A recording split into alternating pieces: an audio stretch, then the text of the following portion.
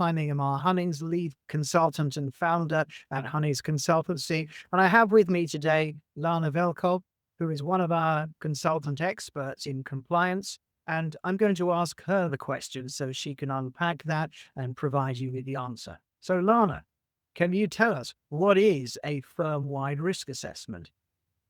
A firm-wide risk assessment is a document with the overarching risk of a firm.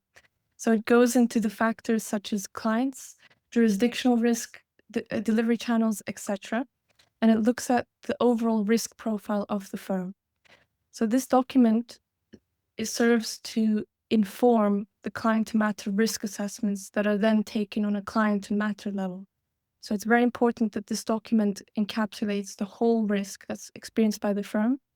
And it's very important that firms also specify average transaction values, typical client bases that they experience. This document should be updated at least annually, but it can be updated more frequently if the firm changes its types of work or its client base drastically. And this really should be distributed amongst the firm because everyone in the firm should have this document accessible and everyone should be aware of the risks associated with the firm. So it sounds as though it's something that's very much tailored to the practice and the clients and the environment, everything around the firm. It's not a generic document. It's not a generic document, and we're seeing that when the SRA visits firms and sees their firm-wide risk assessments, they're really looking for a certain level of detail.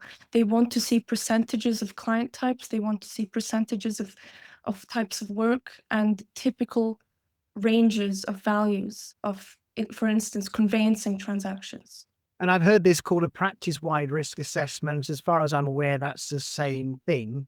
And it sounds from what you're saying as though the management, once they completed their firm-wide risk assessment or practice-wide risk assessment, they need to make sure that people are trained up to understand that within the firm when they're deciding about taking work on.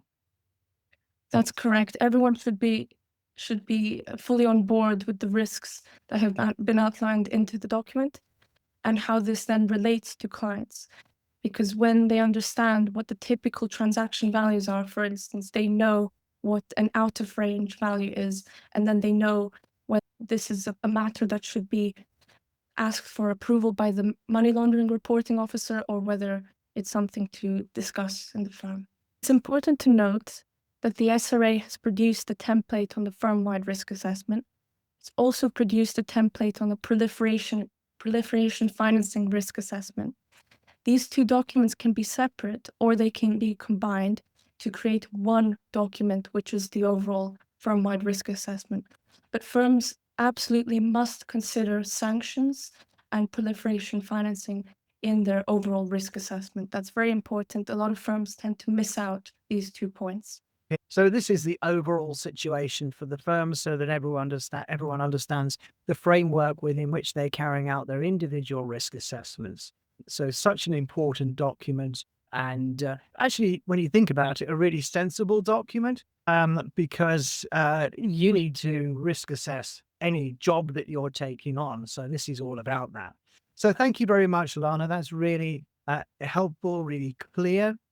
Now, we do help people with the customization and working through the firm-wide risk assessments and making them compliant. The SRA are really hot at looking at these to make sure that they are indeed compliant, and we help with the training as well.